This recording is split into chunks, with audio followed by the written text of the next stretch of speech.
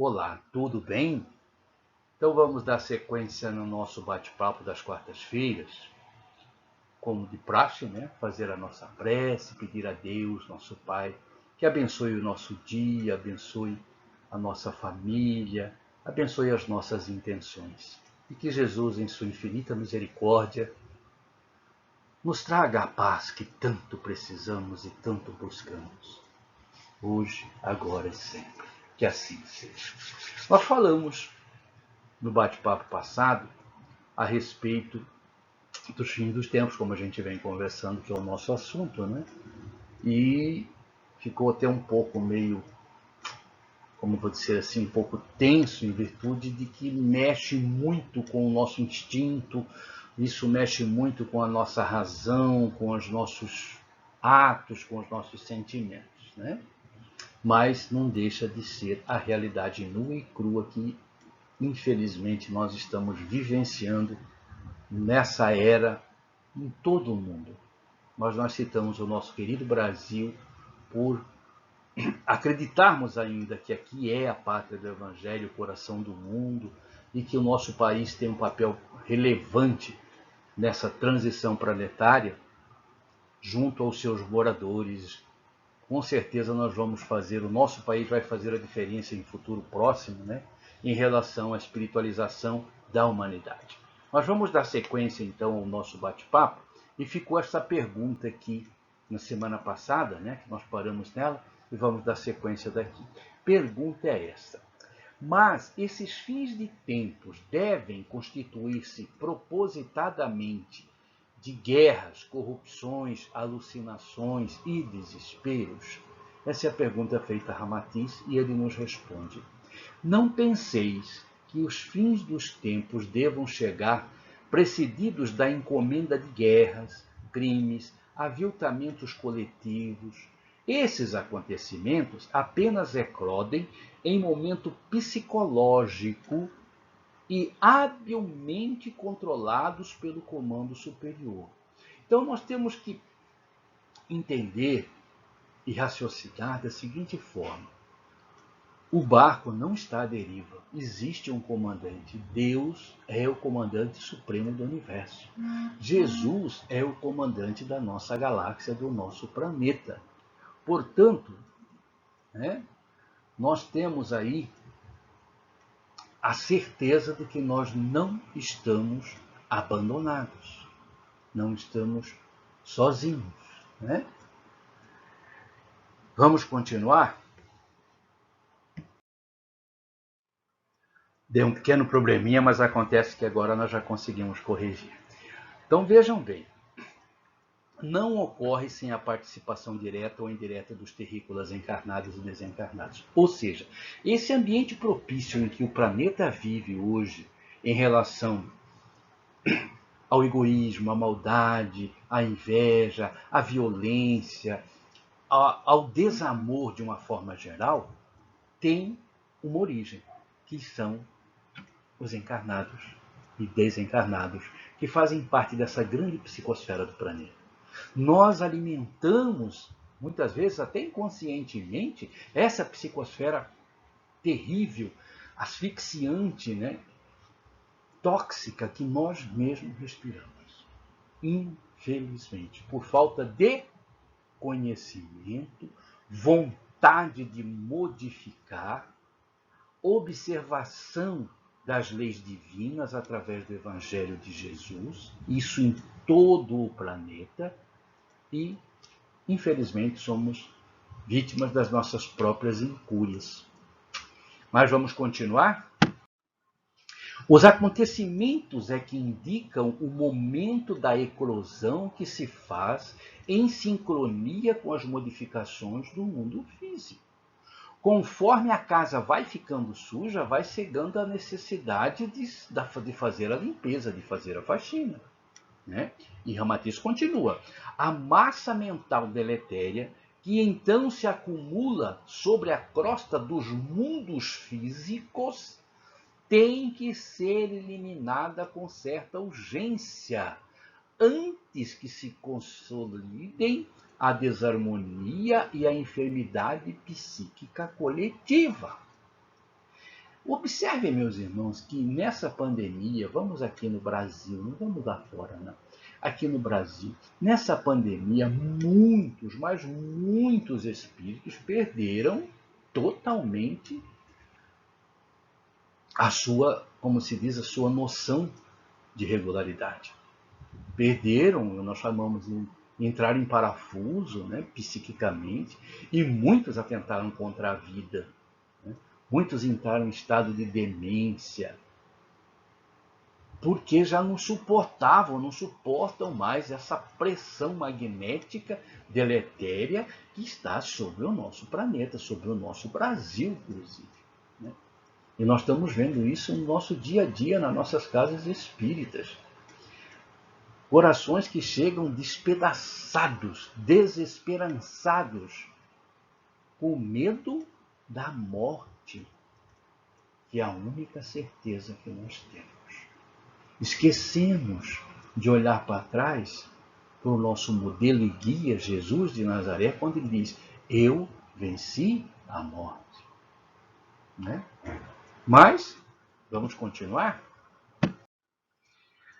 Lembra uma casa comercial, o nosso sistema, o nosso planeta, lembra uma casa comercial às portas da falência, quando a lei jurídica intervém para evitar maiores prejuízos ao patrimônio coletivo. É o basta da lei divina. Os homens vieram fazendo durante, nós falamos lá no começo do nosso bate-papo, das semanas, né, de 6 dias, e o 7º é o Shabat, lembram-se? Né? 6.000 anos, entramos no 7º, que é o Shabat, nos últimos dias da última semana do mundo de provas e expiações. Lembram? Nós conversamos lá na primeira aula. Quem não teve a oportunidade de ver, no YouTube está gravado, é só voltar lá e a gente, na aula 1, nós vamos, aula 2, se não me falha a memória, desculpe, nós vamos ver sobre essas datas, né? Então, durante todo esse tempo, nós fizemos dessa casa nossa, que o Papai do Céu nos deu, o que nós bem entendemos.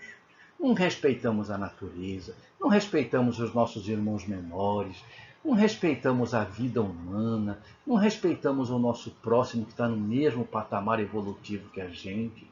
E fomos usando o nosso livre-arbítrio ao bel prazer. Acontece que chega uma hora, como nós já dissemos, o barco não está à deriva, existe um comandante, né? Chega uma hora em que a lei diz basta. Quando nós estudamos sobre livre-arbítrio, nós entendemos que o livre-arbítrio é relativo, ele não é absoluto. A partir do momento que ele começa a prejudicar o meio em que vivemos, a lei diz basta. É o que está acontecendo agora. Infelizmente, com muita dor, com muito sofrimento, com muita falta de esclarecimento. E mesmo assim, ainda existe muitos corações empedernidos que não entenderam ainda a mensagem do Cristo. Vamos continuar? A próxima pergunta. Supomos que muita gente poderá sofrer as consequências totais desses fins do tempo, sem que haja semeado tanto espinheiro. Não é assim? E o que Ramatiz nos responde? É uma resposta que nos pegou meio de surpresa, mas, como diz, tem hora a verdade, né? Machuca um pouquinho, né? Mas olha aqui que os espíritos nos dizem, Ramatiz nos diz: os espíritos que estão isentos da grande prova e livres da próxima seleção espiritual não foram mandados para a Terra, nem estão atuando em faixas vibratórias de baixa frequência planetária, como a em que ainda vos situais. Então quer dizer que nós temos uma data, 2057, nós temos agora a informação que os espíritos isentos dessa prova ainda não foram mandados, estão renascendo ainda, né? E que nós ainda estamos situadas numa frequência vibratória muito baixa. E agora? Acabou nossa esperança? Não temos mais esperança? Claro que temos. Claro. Nós não falamos dos trabalhadores da última hora? Então nós temos até 2057, ou seja, 36, 37 anos, para fazer o que nós não fizemos em 6.000. Ou seja, ainda dá, Jesus ainda está contratando, temos condições sim. Quando nós vamos lá no Evangelho sobre os trabalhadores da última hora, podemos sim ser os trabalhadores da última hora e fazermos jus à condição de servo do Senhor em sua vinha. Basta o quê? Fazermos exatamente aquilo que nós renascemos para fazer. Nós já falamos sobre isso. Nós já falamos na segunda aula sobre isso. Meus irmãos, nós temos um propósito, como diz meus irmãos protestantes. Deus tem um propósito em nossa vida. E nós temos o nosso propósito diante da providência divina. O que nós nascemos para fazer? Deus não nos deu a oportunidade do reencarne, enquanto tem bilhões de espíritos tentando reencarnar, nós fomos privilegiados de estar nesta era, reencarnado nesta época. Ele não nos deu essa oportunidade de reencarnar para virmos para cá sermos egoístas, sermos vaidosos, sermos orgulhosos, pisar nos mais fracos, né? Não respeitar a natureza, não respeitar os nossos irmãos menores, tentar levar vantagem em tudo. Não foi para isso que nós reencarnamos. Nós reencarnamos para somar, com a grande família universal, somar. Respirar junto com o planeta um clima de fraternidade. Nós não entendemos isso ainda. E nós podemos fazer isso em qualquer situação que nós estamos. Lembre-se daquelas frases, nós temos que florescer onde Deus nos plantou. Dos mais humildes perante os olhos dos homens, aos mais elevados perante os olhos dos homens, mas aos olhos de Deus todos são iguais, é fazer bem feito aquilo que viemos para fazer. Quem veio para ser um gari, seja um excelente gari, respeite seu superior hierárquico, trabalhe com amor, cuide da sua parte espiritual. Quem nascer para ser um juiz, para ser um togado, que faça isso com moral, com ética. É esse o trabalho.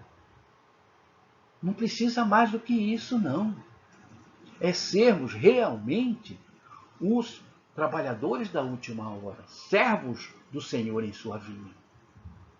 Ajudar aquele que precisa, estender a mão para os mais necessitados, criar em nós a faculdade de não julgar, de auxiliar naquilo que for preciso, estiver ao nosso alcance. O que não puder nos auxiliar, não julgarmos, não colocar o dedo na ferida de ninguém, porque nós não temos moral para isso. Se fôssemos espíritos perfeitos, não estaríamos agora nesse planeta de transição. Estaríamos num mundo bem melhor, como nós já vimos nas escalas do mundo. Né? Então, a oportunidade está aí. Vamos continuar? Pergunta.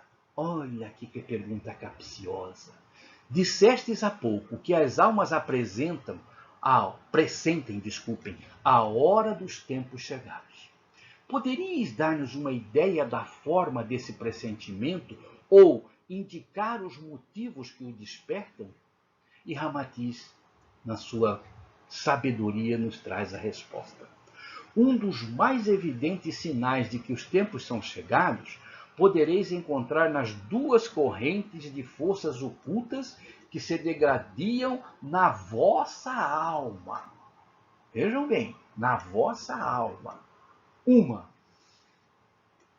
impera vigorosa, agressiva, à superfície dos vossos sentidos comuns, e vos seduz como o cântico das sereias, para vos levar ao fundo do oceano da iniquidade. O que nós falamos na aula passada?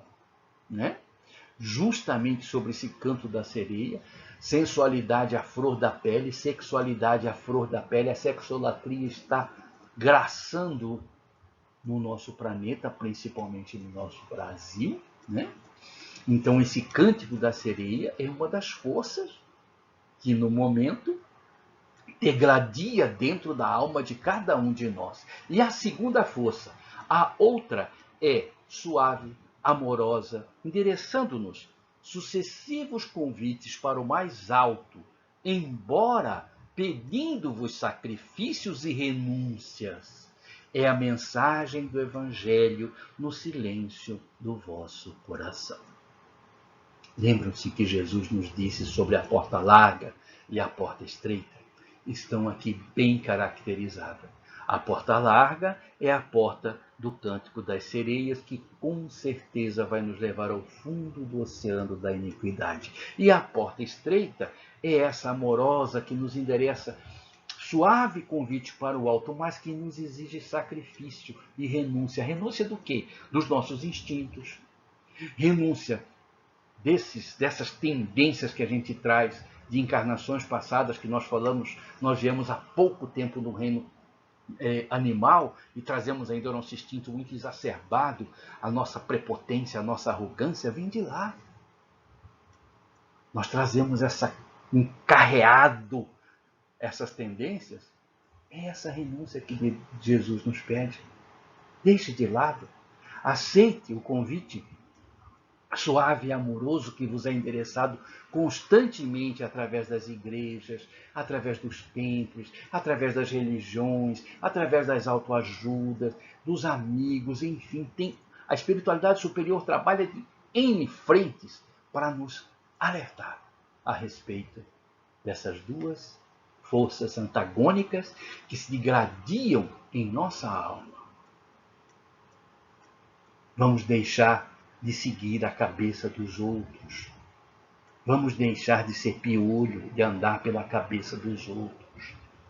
Vamos usar a nossa razão, o nosso bom senso, a fé raciocinada, aquela que encara a razão em qualquer época da humanidade. Analisar friamente os fatos, isento de paixões, e sim, com o nosso livre-arbítrio, comparando com as colocações do Evangelho. Certa feita nos perguntaram, como que eu vou saber se eu estou certo ou sou errado? Simples, simples, simples, simples. Vamos tomar uma decisão, vamos emitir um pensamento? Vamos fazer o seguinte, fazer aquela pergunta a nós mesmos. O que Jesus faria se estivesse aqui no meu lugar agora? Qual a atitude que ele tomaria? Se nós conseguirmos fazer essa pergunta antes de qualquer ato, qualquer pensamento, com certeza nós não vamos errar. Não vamos mesmo. Meus irmãos? Então, gurizada, infelizmente a gente tem problemas com a parte tecnológica ainda, né? E a gente, hoje está difícil aqui. O nosso notebook não está auxiliando. Mas como deu o nosso tempo, e nós vamos continuar esse assunto na próxima aula. Eu gostaria de agradecer a presença de todos, pedir a Jesus que abençoe cada coração que nos assiste. Um beijo no coração de todos vocês, paz e bem.